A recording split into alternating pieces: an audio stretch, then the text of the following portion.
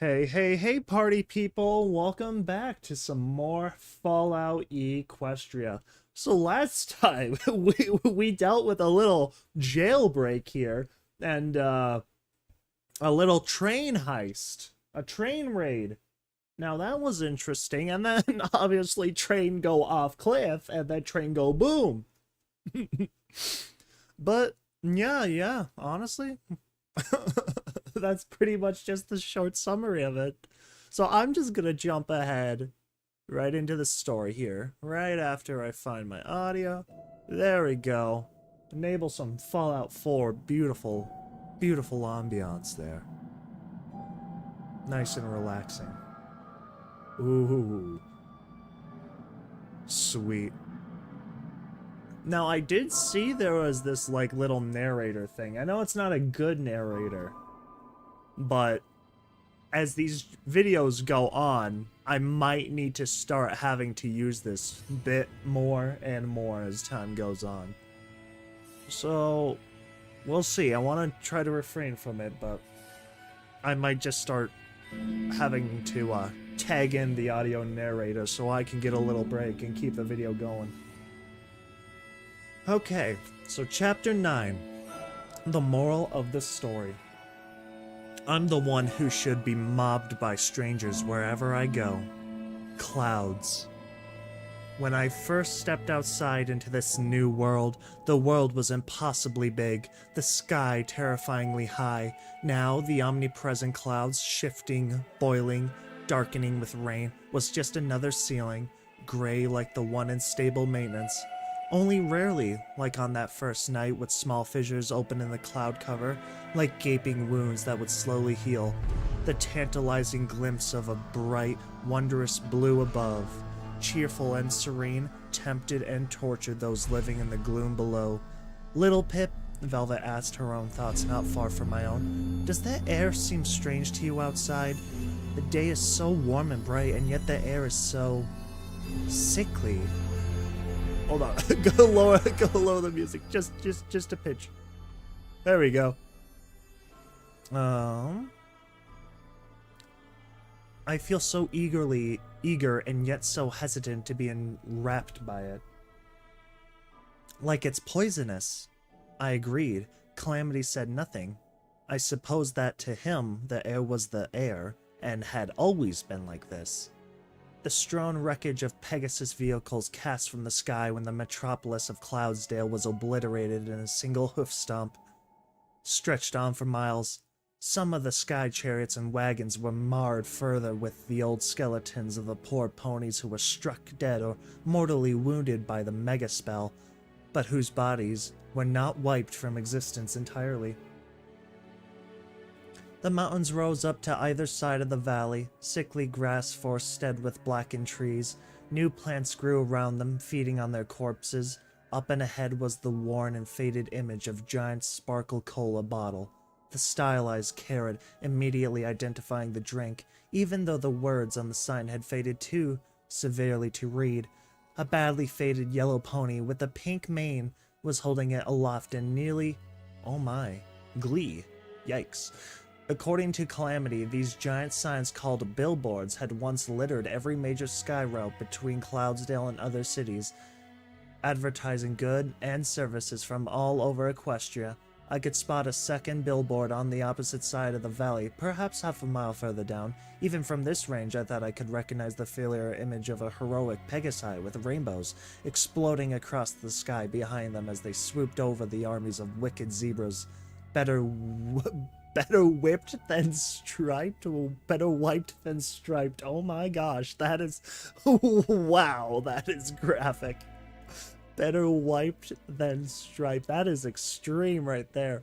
A large enclosed delivery wagon lay battered, bent and sunken partially into the ground. I spotted on its side what appeared to be a business logo, patterned of 7 ascending circles, which struck me as strangely familiar. I didn't have to ponder it long, for as we drew closer, my Pip-Buck's automap christened it Wreckage of Ditsy-Doo Deliveries. Now I remembered where I had seen the pattern before, on the interior title page of the Wasteland Survival Guide. Calamity was looking at the wreckage with similar comprehension. Velvet looked between us, confused at why we had stopped to stare. What? This is where Ditsy Doo fell, I said, feeling awe and intense sadness. This would have been her only grave marker had she not suffered a stranger fate. Who? Ditsy Doo, I repeated, lost in my own thoughts. I was trying to imagine what it had been like. Velvet, who did not know the name, gave me a look indicating just how helpful she felt that answer was, and turned to Calamity. Yup. Velvet, I don't know. I don't like saying that. I'm just gonna say snickered. And walked past, circling around the back. I know it's not, but still. Circling around the back, moments later, I heard her call out, "Little Pip, would you please come look at this?" Her voice had a tone of hope. I trotted around to find her, not at all like a little puppy at her owner's call. Boxes and crates littered the ground around the back of the Ditsy Doo deliveries wagon, and many more were toppled and crushed inside. Some had been torn open. All had been looted for anything of value, except that was for a safe and a footlocker in the back. It was the latter which had drawn Velvet's excitement, because while identical in make to every other footlocker I had run across, the markings were very distinct. 3 bands of yellow, the center one with a pink butterfly emblem. This was not a medical box, but the colors and symbol were clearly those of the Ministry of Peace. "Sure, no problem," I announced proudly, floating out my screwdriver and bobby pin as I watched Velvet struggling not to prance in anticipation. Turning away, I started on picking the lock on the safe first. I could hear her stomp her hoof and bit my lower lip to stifle a laugh. The safe's lock gave up almost too easily. Considering the level of looting, I was surprised that such a weak lock had been such a long-lived deterrent. Was I the only one outside who had developed the skill? I opened the safe. One item inside immediately captured my attention. The entire interior of the safe was filled with a rosy glow emanating from a bottle of luminescent purplish red liquid. Sparkle Cola.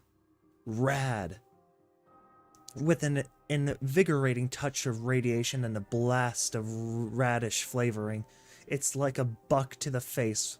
With radishes.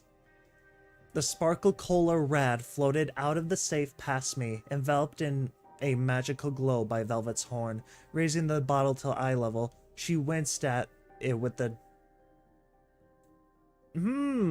disparaging gaze. That's insane. How could any pony be so stupid as to think consuming radiation is healthy? My only levitation abilities had been so overstrained that it actually took effort to snatch the bottle back. But I proudly kept myself from panting. Velvet Remedy stared in something approaching horror as she saw me slip the bottle into one of my saddlebags. "You're not actually intending to drink that, are you?"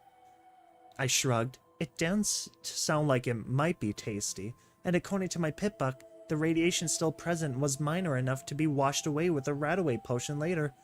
I turned to the footlocker, prompting Velvet to forget, or at least ignore the beverage in my saddlebags.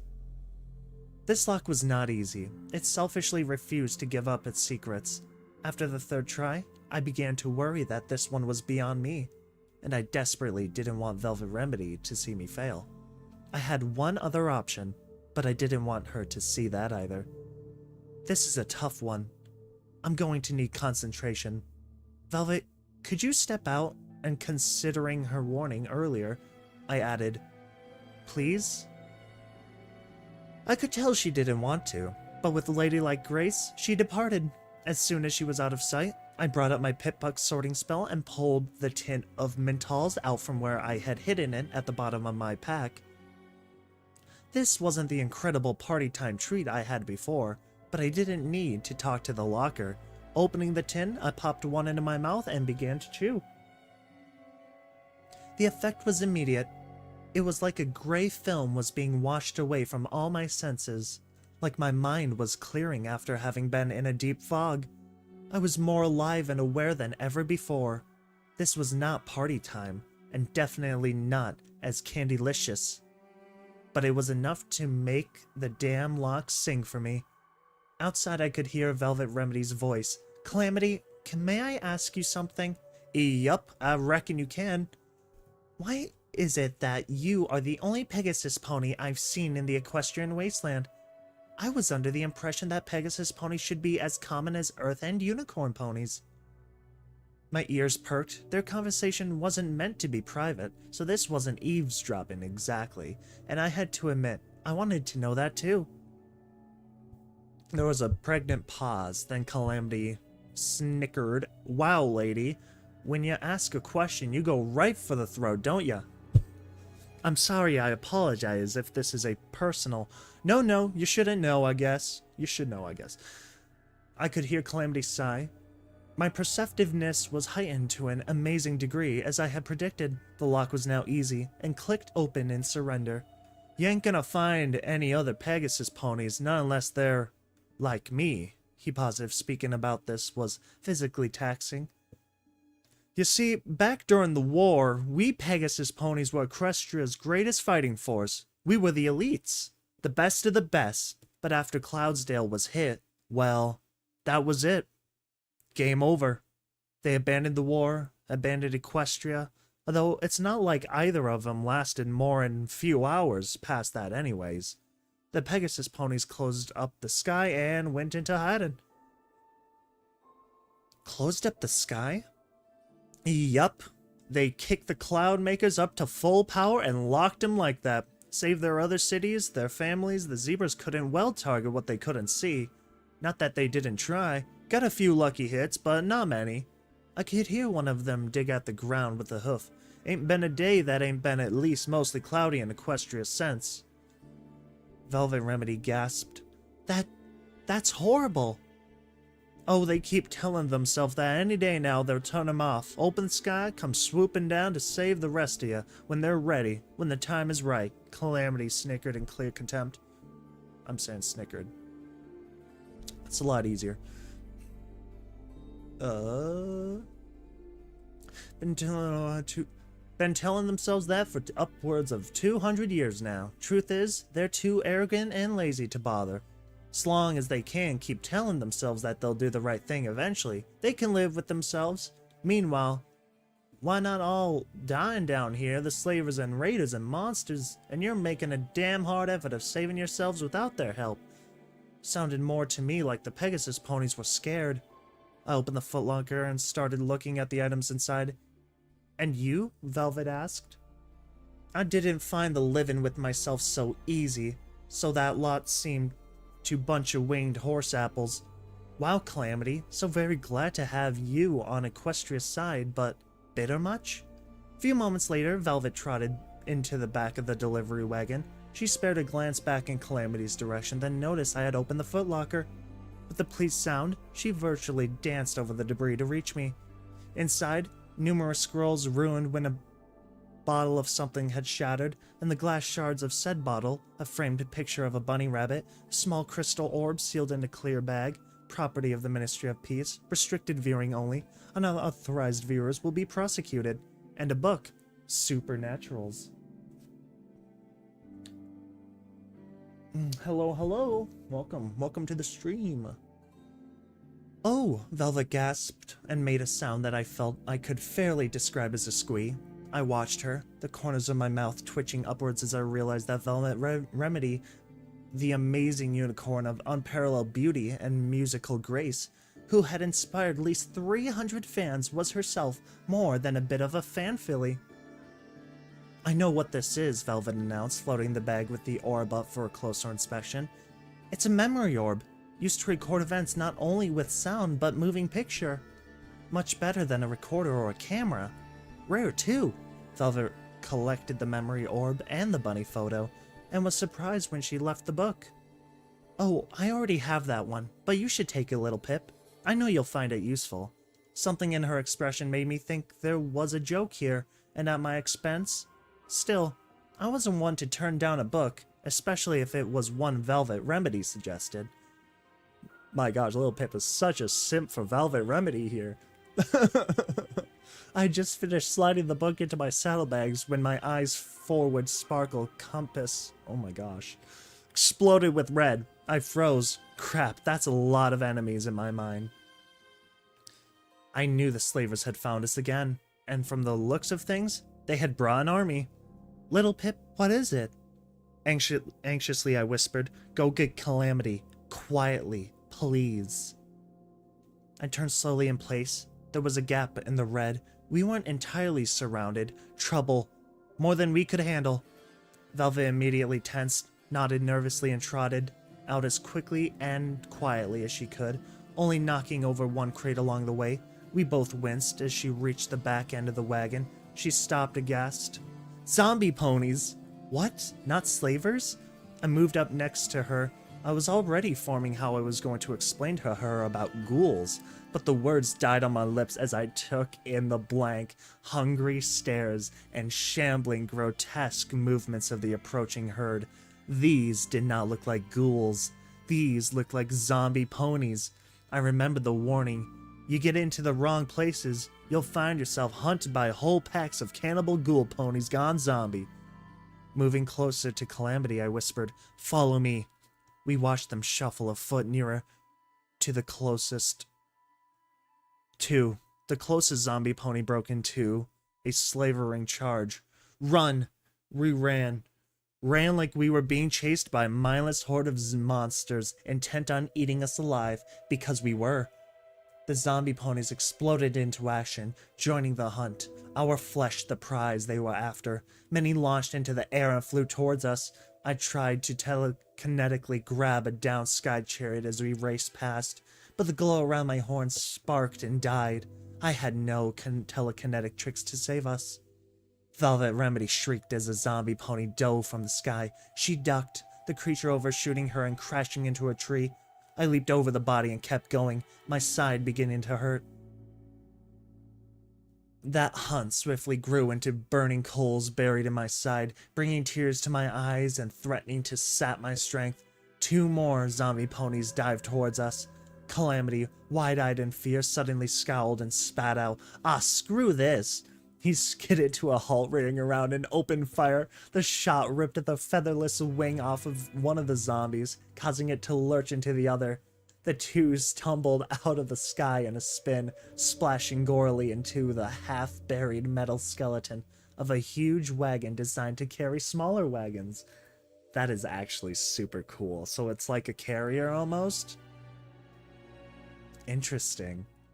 Ahead, the rusted hulk of a long passenger chariot rose out of the ground like a barricade, launching himself into the air. Calamity yelled for us to go around it and keep running. "Don't slow down, not for an instant," he cried out as he dodged another flying zombie pony, kicking his saddle to reload.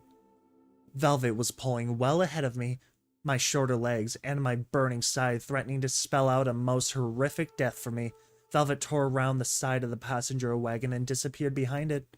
I could hear the herd right at my tail, hooves thundering over the ground in a hungry stampede, foul breath hitting my mane. I couldn't make the turn. They'd be on me if I tried. Hoping that my small size would come to my aid for once, I instead leaped for one of the shattered, gaping windows. My body, saddlebags and all, sailed cleanly through the opening. I hit one of the benches inside and jumped for the opposite window without breaking speed. Jagged shards of glass cut at my neck and legs, slashing against my armor before snapping away at my saddlebags as my saddlebags hit them. I was out again and almost clear when the strap for my sniper rifle caught on a piece of jagged metal, and I was jerked to a halt, swinging back into the wagon's side with a jarring thud.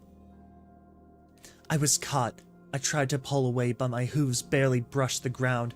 I could hear the hoofbeats of the multitude of zombie ponies as they reached the long body of the wagon, the herd splitting to go around either side.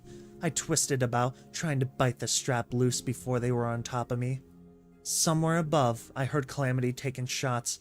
I heard the metal of the wagon dent and puncture, his hits for once not striking the enemy. Panic flared through me. If the zombie ponies didn't get me, one of Calamity's wild shots might. Terribly, I realized how preferable a fate that would be, and I prayed that Celestia would grant him the wisdom and mercy to shoot me if they started eating me. With a final strong bite, the strap broke and I fell free. Instinctively, I grasped the sniper rifle in my teeth, realizing only later how foolish a waste of a precious second that was, and ran as hard as my screaming legs and side would let me.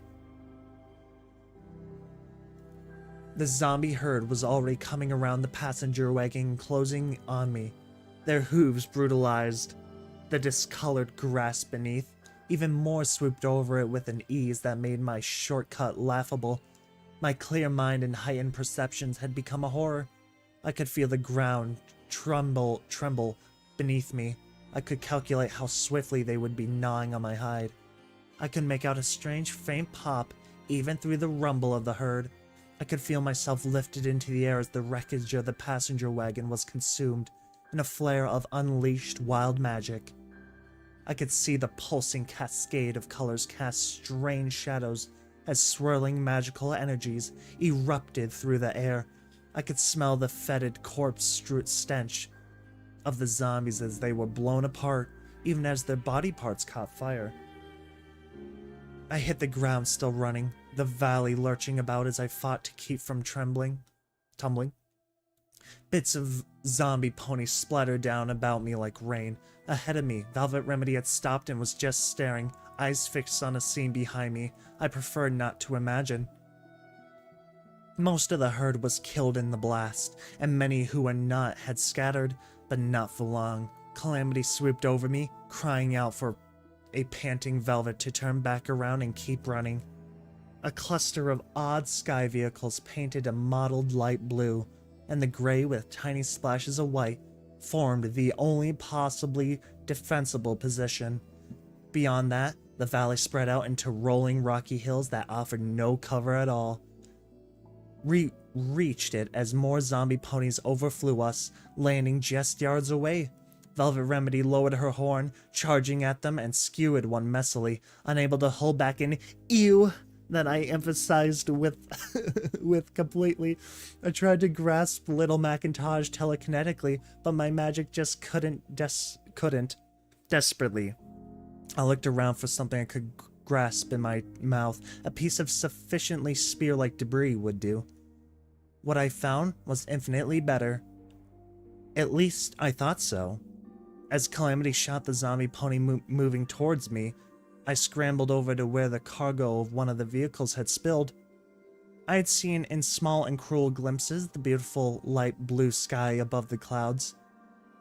My mental clear mind quickly realized the paint on these strange sky chariots would have once served as camouflage, a Pegasus military convoy, and praised Celestia, one of the things that was turrets. Okay, now that's cool. I was trained to reprogram the spell matrix of a pitbuck. Tweaking a turret to run off my pitbuck's definitions of friend and foe was comparatively easy, especially right now. Lil Pip, you sure you know what you're doing? Calamity asked, sparing me a glance as he landed between me and more zombie ponies firing again. I was all grins. You betcha. Ooh, okay, interesting. That was interesting so far. Uh-oh. Looks like we got some buffering. We'll just give that a second to catch up. Oh, there we go.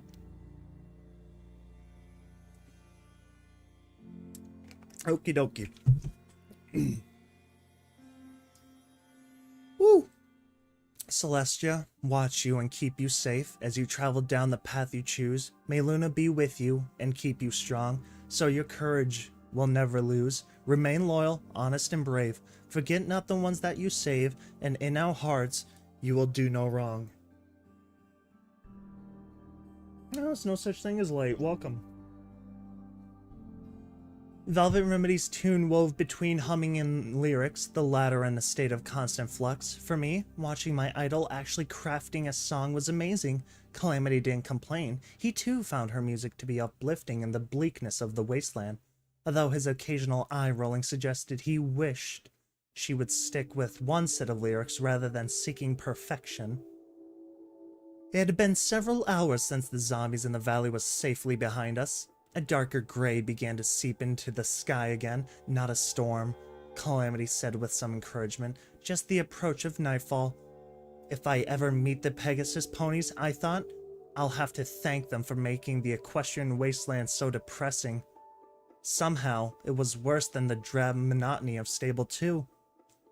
Because I never believed the stable could be better, although that could have been the post-mental depression talking. Oh my, Velvet gasped as we crested a rolling hill and saw it, an absolutely gigantic billboard, far taller than any of the buildings I'd seen, loomed just beyond the next hill. The image, amazingly unfaded with the grime and water damage of centuries, was nothing but the giant face of an almost unbearably pink pony with a mane that age had turned into a candy cane. She was smiling, her eyes seeming to follow us. I'd seen this before from the train, even now recognizable in this light, and at this distance as a billboard. It merciful Celestia still gave me a nervous chill. I stared as I walked closer, trying to imagine it before so many decades had taken their toll, before it had been repeatedly peppered by wind-blown dust and ash, streaked by revolts of rain, back when its placement would have been clearly playful, set behind the rays of the hill, so it looked like the pony was playing peekaboo with the whole damn countryside, back when it wasn't so. Luna damned.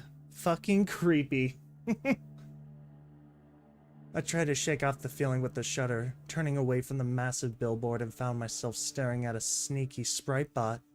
Hello, little Pip. I would have been in the next country if Calamity didn't bite my fleeing tail. He held me while I ran in place until the panic left me. By that time, Watcher had wishly floated out of Hoof's reach. You are so lucky. I can't telekinetically hurl rocks at you right now. Velvet Remedy looked like she'd help me. Calamity was glaring distrustfully at the sprite bot, wings out, legs spread in a defensive stance. Lil Pip? All I wanted to know at this moment was, Watcher, are they safe? The sprite bot bobbed. Yes. Wagons are on their way, although Ditsy Doo might now be under the impression that they can hack sprite bots and send messages through them.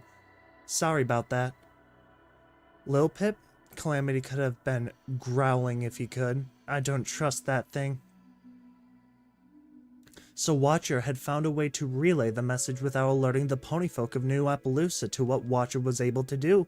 At Calamity's words, I realized I really didn't trust Watcher either, and now that I knew the ponies we fought and nearly died to rescue were safe, or soon would be, quite a few more questions tumbled into my mind, first and foremost being, you sent me into that raider pit knowing full well what and who I would find in there, didn't you? Calamity broke off, staring at the strangely behaving bot looking to me. I never told him why I'd gone into the Ponyville library. They needed help. You could have told me the truth, I scowled. Hey, I didn't exactly know you now, did I? You seemed like a good pony who would do the right thing once I saw it for yourself, but now I felt felt like growling. You lied to me. No, if it was possible for the toneless mechanical voice to sound heated, it would have. I told you that I didn't mean you harm, and I didn't. I told you that you would find something you needed to survive in there. The sprite bot flew close, and I'd say you found more valuable things in there than just a book. Wouldn't you agree? Dang, they found friendship. Damn it, Watcher was right. I found Ditsy Doo, who was an acquaintance I valued far more than the guide she wrote, which I held in fairly high regard. Spinning a mental web, I could make an argument that my friendship with Calamity arose out of what happened there. Possibly, although less firmly, I could say my relationship with the New Appaloosans, and thus my ability to save many more ponies, including Velvet Remedy, for certain definitions of saving, stemmed from what Watcher pulled. I still wanted to stuff a hoof through the damn bot's front plate, but I knew it wouldn't do any good. The sprite bot wasn't Watcher. Velvet Remedy spoke up. Little Pip, what's going on here? I told them everything. Hello, how's it going? Welcome to the party. Some Fallout Equestria. It's chapter 8 or 9, I'm not sure which one, I forget. It's after the derailed chapter. And then we're almost halfway done here. Not sure how much we have left exactly. Let me just kind of check out of curiosity. Oh, we've got plenty. We've got plenty to go through. We're gonna be here for a little bit longer, I'd say. Whoops, almost out of time. Watcher warned as I finished up my tale. Watcher only rarely commenting. Calamity was still giving the floating bot nasty looks. I organized the questions in my head, prioritizing. Watcher, you seem to know a lot about things. Well, yeah. What were the ministries? I had seen enough reference to ministries scattered in the artifacts of the past that I suspected such information would be helpful for context. I didn't realize that I had just asked what was arguably the most important question of my life. It was, at least, Celestia tier. Watcher was silent for a while, long enough that I thought our strange pseudo-companion might have winked away again. Watcher's words came slowly, deliberately. Remember when I told you that you should search for your virtue, and I told you about the greatest heroes of Equestria? I nodded. You mentioned them, yes. Well, Watcher's words came slowly, as if they were painful. The massacre at Littlehorn broke Princess Celestia's heart. After that, nearly midway through the war, Princess Celestia decided she wasn't the right pony to lead Equestria anymore. So she stepped down, abdicated her position to her sister, Princess Luna. Lore bomb! Holy cow! I listened in awe. I had never heard the goddess spoken about in this way before. The war had been devastating, both abroad and at home. Equestria was in severe distress, suffering from troubles within as well as from the enemy armies. You can't imagine what it was like back then. Those heroes I told you about, they were 6 amazing ponies with true hearts and virtuous souls, whose friendship held the power to change the world. Princess Celestia had always been like a mother to them. She saw them, one in particular, as her children. She loved them and wanted to protect them. So Princess Celestia shielded them from the worst of the war, finding quests for them that kept them mostly out of harm's reach, or at least away from the battlefields, sending them on diplomatic missions to the Griffins and the Buffalo, things like that. Princess Luna met them for the first time in a much different circumstance. Princess Luna respected them and saw them as her equals, and I really think as her saviors, and so... as her saviors. Oh my gosh, I'm going way too quick. And so when Princess Luna ascended to rule Equestria and fight the war, she called Equestria's most valuable heroes to serve as her personal advisors. She called the creation of new offices of government, one under each of them, whose job would be to take their advice and find ways to implement it. And those were the ministries? Yes. I looked around at the bleak, ruined wasteland that had once been the beautiful nation of Equestria. Doesn't look like that went so well. Silence. Then Watcher spoke again. Have you ever heard the old saying, the portal to hell is opened with the incantation of good intentions? If there was a moral to their story, I guess that would be it. As night closed in, we approached a farm that seemed largely intact. No animals in the fields, but smoke curled up from the smokestack, and there was a welcoming glow in several of the windows, as well as light seeping through the cracks around the silo doors. It was just the 3 of us again, Watcher having vanished with a pop, replaced by tinny, patriotic music and an oblivious sprite bot. Calamity had kept a wary eye on the bot until it had wandered out of sight. A raven fluttered down, perching on the first of what looked like a row of 3 planks sticking out of the ground near the edge of the barren pasture. The last plank was smaller and crooked. The last fellow standing at a fence, I presumed. Quickly but carefully we trotted down the rocky hillside and through the stone-strewn fields to reach the house. We needed a place to sleep, food to eat, and if possible, medical supplies. The house seemed like it was sent from Celestia herself. assuming the ponies inside didn't shoot us for trespassing. Hanging hope on the hospitality of strangers was unwise in the equestrian wasteland. A creaky windmill with the 2/3 of its blades missing squeaked rustily as we passed. Maybe this isn't such a good idea, I began. Just because there was no awful graffiti did not mean that the place wasn't full of raiders. Velvet Remedy marched past me. Really, little Pip? You shouldn't sound so jaded. She was raising a hoof to knock when the door swung open, bathing us in warm light.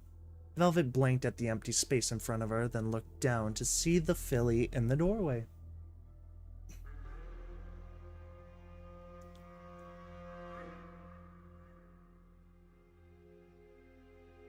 Yeah.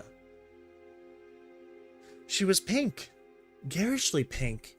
It was an oddly like looking at the face in the giant billboard, only much, much, much smaller and younger, and a very imperfect match.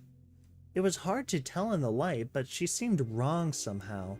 My eyes first lighted on a rough scar on her head, like she'd recently fallen headfirst, possibly at very high speeds, and scraped herself up rather badly. The first guess that popped into my head was that she had jumped off the roof of her barn. Oh my gosh. Trying to fly? My eyes moved to her sides, looking for wings, but she was indeed an earth pony. Then my eyes caught her bare flank. She was young, but not that young. She stood less than a head shorter than me. I knew what it was like to strive for a cutie mark that wouldn't come. My heart went out to her. She had waited longer for hers than ever I had, and was still... Wait. No. Wait. The wrongness snapped into focus. If I'd still be on Mintal's, I would have realized it immediately. Her coat wasn't actually her coat. She'd painted herself pink. Okay. I looked to Calamity and Velvet Remedy from their expressions. They had seen it too, and it didn't sit well with them. Hello, dear, Velvet began. Is your mother... Oh my gosh. The filly jumped up, squealing in delight. Then just as quickly she brought a hoof to her mouth, gasping as if in horror. Oh no, you're too late. I waited for you all day, but now we're closed. Tears welled up in her wide eyes. Velvet Remedy took a step back. Oh dear, I'm so sorry, young one, but we're not... The look of horror dissipated instantly, replaced by a wide grin. Of course you're not. As if we ever close, she giggled exuberantly. She ran out of the house, dashing past us, then spun with a suddenly somber expression. You really should hurry, though. Nasty things haunt these fields at night. With that ominous proclamation, she squealed with glee and ran towards the silo. We looked at each other. I was confused. Calamity simply shrugged and started trotting after the young pink girl. Okay, so crazy pink Pinkie Pie child wannabe. That is what I am learning. As we reached the silo, Velvet called out, I'm sorry, sweetie, but we didn't get your name? Oh, the pink filly jumped. Of course. Sorry, I'm just so excited. You're the first visitors I've had to the museum in... Oh, ages. Giggling again. Oh, I'm Pinkie Belle. Pinkie Belle? Pinkie Pie Sweetie Belle combo? Pinkie Belle? Yo, what? Museum? I asked, raising an eyebrow. Pinkie Belle braced herself and pushed open the silo door. The inside of the silo looked like a party had exploded inside, not in a good way, more like a party had ingested a grenade, and the room was now splattered with party gore and party entrails. Oh my god! Holy cow! Oh my gosh, we got a cupcakes child here! Oh my gosh! Good grief! Oh my god! Welcome to the Pinkie Pie Museum! The girl was practically bouncing. This here is the #1 museum of all things Pinkie Pie in all of Equestria. Calamity was shaking his head, but there was a relieved smile on his face. Velvet Remedy gave Calamity a smirk, and he rolled his eyes in return. This was weird, no doubt about it, but no slaver, no raiders, no horrible monsters. A descent into the slightly bizarre was almost a welcome change. Pinkie Belle didn't lit up. Didn't even stop for a breath. And what do you know? You're just in time for the tour. Now, where's our tour guide? She better not be sleeping again. Oh wait, it's me. And they seem to have a screw or two loose, it seems. The museum was a single huge room. There wasn't much to tour. Pinky Bell made a point to stop and show off one item after another, most of them adorned with saggy balloons or vomited all over with confetti. Gosh dang. And they danced and danced all day and all night, and best of all, this is the very silo where Pinkie Pie, as a young filly, invented the first party ever and got her cutie mark. It's the Rock Farm! It's the Rock family farm! Oh my goodness! It's the Pie Farm! Back to the rock fields! Velvet leaned close to me, murmuring, I'm fairly certain that parties have existed for more than 250 years, but Pinkie Bell was clearly on a roll, and not about to stop for questions. During the first years of the war, Pinkie Pie traveled all over, throwing parties for equestrian troops about to head into battle, bringing them a taste of their homeland, and more importantly, bringing them cheer and putting smiles on their faces. Pinkie Bell waved her arms at several easels with framed photographs of Pinkie Pie dressed in frills and fishnets, dancing on stage in front of nearly 1,000 ponies. That is when she wasn't on super secret missions for Princess Celestia. She looks a lot smaller in person, I commented back to Velvet, thinking of how much less threatening the real pony seemed than the insane billboard, just a few miles from this farm. Pinkie Pie's only regret was that she couldn't be everywhere, helping all the troops all the time, although with Dash she could come pretty close, so of course. Calamity raised a hoof. Dash her friend or Dash the drug? Pinkie Bell seemed not to notice. Prancing towards the familiar poster, Pinkie Bell rambled on, unstoppable. When Princess Luna offered to give Pinkie Pie a whole ministry of her very own to do whatever she wanted to do with it, she pounced on the chance and the Ministry of Morale was born. It was the Pinkie Pie is watching you forever poster, this one intact. The elderly pink mare was smiling mischievously as if she just played a wonderful prank, and with the whole face visible, I swore I caught a curious look in her eyes. I no longer felt guilty with the poster staring at me. Now I felt uncomfortably exposed. Yeah, you know what? That is understandable. A practiced twirl took Pinkie Bell to a table covered in a chemistry set and several samples. Pinkie Pie was always really great at cooking things. And when Princess Luna, declared that the drugs that were flooding Equestria from zebra lands were harmful to the people, Pinkie Pie decided to prove that they could be good. A fun addition to any party. Working day and night, Pinkie Pie concocted a mixture of Mentols and some of her favorite things, creating dun-dun-dun party time Mentols. Pinkie Bell lifted up a tin, showing them off. I wanted that tin. Pinkie Bell set it down next to the chemistry set and continued on. I lost track of her monologue because my mind insisted that I needed to be absolutely sure I remembered where that tin was. By that time, the Ministry of Morale had transformed Pinkie Pie into an iconic figure who transcended the boundaries of one pony to become a mystical figure that easily stood alongside Princess Celestia and Princess Luna themselves. Okay, that was just wrong.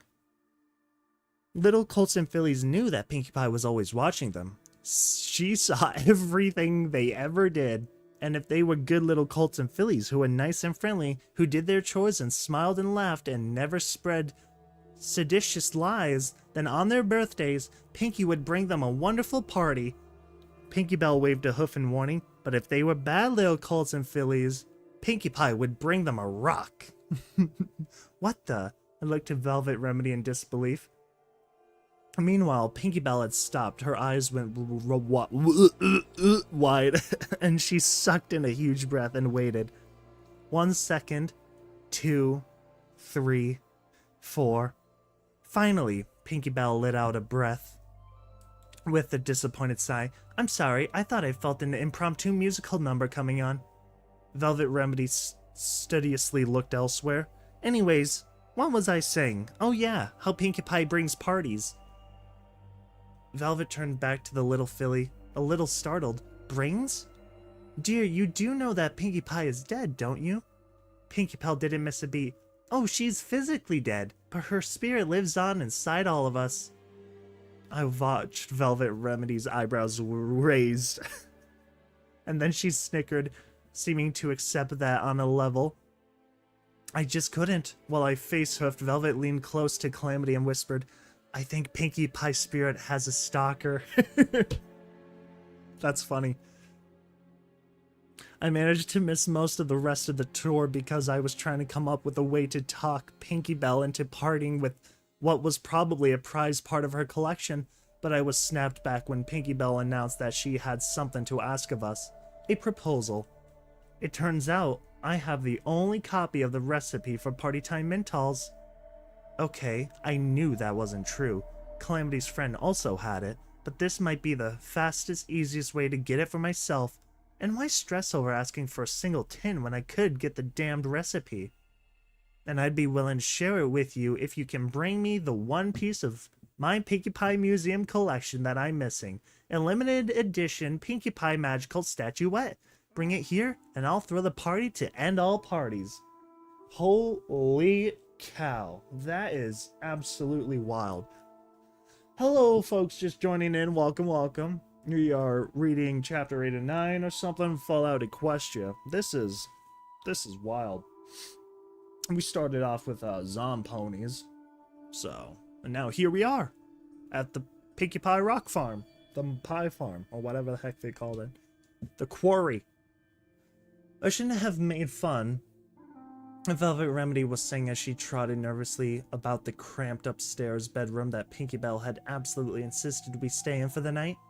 When Pinkie Belle explained that a few sets of very special magical figurines had been crafted of each of the Ministry Mayors, my mind had immediately gone to the orange pony statuette with the 3 apples on her flank.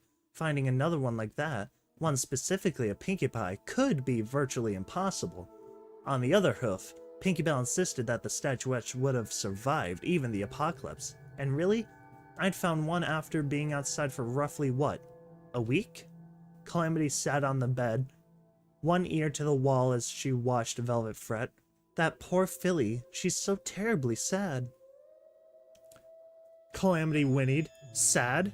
Were you listening to the same little pink painted ball or dash that I was? What? Then remembering his own earlier confusion, he clarified. The drug? Velvet Remedy stopped. Oh yes, that poor girl is not happy at all. She hung her head. She's full of pain. Something horrible must have happened to her. Looking at Velvet Remedy, I was once more struck by the scarlet and gold stripes in her silvery white mane, again finding them oddly reminiscent of the Ministry of Peace, pink and yellow. Only then I was thinking of it as coincidence or destiny. Now I wondered if it wasn't more like Pinkie Belle's painted on pink coat. Velvet caught my stare and seemed to fathom what I was thinking eerily quickly. It's not the same, she insisted quietly. Oof. Calamity was paying more attention to the wall. Abruptly, he jumped to his hooves. She's gone, and if you don't want something horrible to happen to us, I suggest we be leaving too. He moved to the door and pushed on the handle. It didn't budge. It was locked. Uh-oh. Uh-oh. Maybe she's just trying to keep us safe from the nastiest things that haunt the fields at night? I preferred not really believing it. Velvet Remedy had pushed past me to try the door herself. Now she whinnied. Doesn't matter. We're leaving. I will not be locked in a cage. Calamity had moved to the window and was looking down on the farm below. I reared up, putting my hooves on the ledge and peered out through the glass. For a moment, I saw nothing. Just the night. Then a crack of dimly pulsing colored light appeared as Pinkie Belle pushed open the door of the barn, just enough to slide through, then pushed it shut behind her. Calamity waited, quiet and still, until the door of the farmhouse opened, casting a rectangle of light across the ground, with the Pinkie Belle shape cut out of it. The moment the door closed, he turned and bucked at the window. The crash was terribly loud. The escape would have been treacherous, if not impossible. Without a Pegasus pony to fly us down, we started across the farm. Crouching low, keeping the deeper shadows in the darkness, we were creeping alongside the barn when the impulse overtook me and I slipped inside. I later told Velvet Remedy and Calamity that I wasn't sure why I entered the barn, but the truth was I had exactly 2 reasons. First, the recipe for party time Mentols had not been in the museum, and I had not spotted it in the house. It could have easily been hidden anywhere, in a book or under a rug, but I was guessing that Pinkabelle's obsession would not allow her to not put it on display, so I was hoping it was in the barn. Second, that oddly glowing, pulsing light reminded me uncomfortably of the way that passenger wagon had exploded after Calamity shot it. I had asked Calamity about it later, and he had explained that some of the really big sky wagons, like the one which had been designed to carry dozens of ponies, used a magical field generated by a spark engine so that a single pony could pull it through the air. Like spark batteries, those engines of arcane science still hold serious magical energies. Calamity didn't understand it at that level, of course. He just knew that shooting a hole through the magic box in one of those vehicles unleashes one hell of a vortex. Such a vortex was brief and very violent. The idea that Pinkabelle might have something akin to that in her barn, possibly somehow stable or perpetual magical vortex, deeply worried me. What am I looking at? It was a small geometrically shaped with surfaces that seemed to twist through each other. The whole thing was the size of a bushel of apples and swirled with the sickly, mesmerizing colors. I could feel it drawing me in. I was losing myself in it. It took physical effort to pull myself away from the thing, casting my gaze about. I found a safe. The rest of the barn was almost completely barren. I slipped over to it and began to ply the one trade I had, which seemed truly unique. The safe popped open with a whisper. Inside was my prize, the party time mental recipe, but it wasn't mine. I scavenged. I looted the homes of slavers and raiders, but this was stealing from some poor young earth pony, not yet a mare. But party time mentals, and really all I had to do was take it long enough to copy it onto my pit book. I'd put it right back, and that wouldn't really be stealing, right? Except Pinkabelle was offering it as a reward for helping her with something, and that made it feel like stealing, like it was taking a reward I hadn't earned. I sat staring into that safe for I don't know how long. Finally, I focused my levitation magics and picked up the one other item in the safe, a recorder with a single imprinted message. I copied it into my pit book and started it. I didn't recognize the voice, but she sounded young, at least as young as Pinkabelle was now. Pear Tree. The raiders came back yesterday. They didn't take kindly to Daddy running them off last week with a shotgun, so this time they came in force. Mama made us hide in the upstairs bedroom and cast a spell over us to keep us from being seen. She made us promise to be quiet and still. But Silverbell, my little sister, has always been able to make beautiful music, like the tinkling of dozens of magical bells. We all adore it, but Silverbell sometimes, when she's fraying or worried, the spell happens all on its own. She didn't mean to. It was an accident. The raiders killed Mama and Daddy. They killed them really slow and brutal, and they made us watch. It was... I buried them out by the end of the east field, put on a couple planks as tombstones. I hate that they won't last long, but I can't carve their names into rocks, and Mama and Daddy deserve to have their names over their graves. Silverbell has nightmares every night. Honestly, I do most nights too, and during the day she just curls up silent, like never crying, never smiling. I can't even get her to eat. I don't know what to do. I'm going to try taking her to 10 Pony Tower. I've heard there's a buck up there who takes in orphans. It's a long walk, and so I'm headed up to gather provisions from the neighbors. If I'm not back when you get here, please load up the wagon. I know I can't ask you to come with us. You have your own folks to take care of, but I would really appreciate it if you could hang around so I could say goodbye. You're the best buck friend I could have asked for. Love, memory. Ouch. That is deep. I sat there stunned. Oh, sweet goddess Celestia. You shouldn't have listened to that. I turned with a start to see Pinky Bell. No, Silver Bell, staring right into my face. It's not yours. This close. I got a much better look at that scar. Horrible realization hit me like ice water. Silver Bell was a unicorn. She'd cut off her own horn. I recoiled, backing into the open safe. You want it so much? Keep it. Pinky Silverbell reached up to swing the safe closed on me. From behind her, Velvet Remedy's voice broke the air. You're not like Pinkie Pie. What?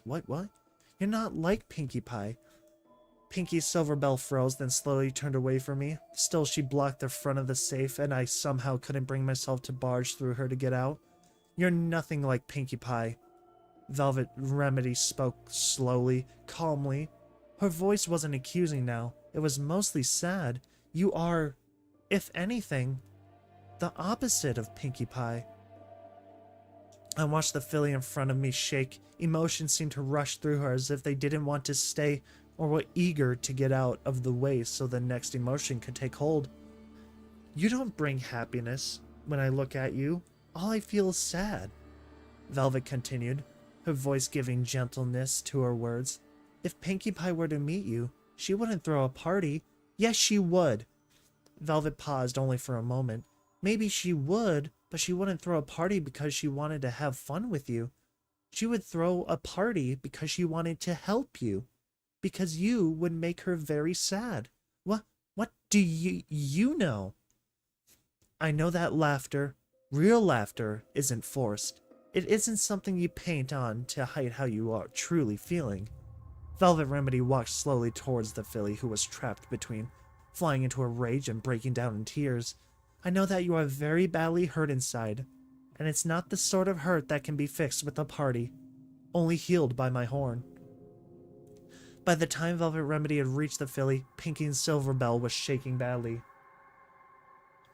What happened to your parents wasn't your fault. What happened to your sister wasn't your fault.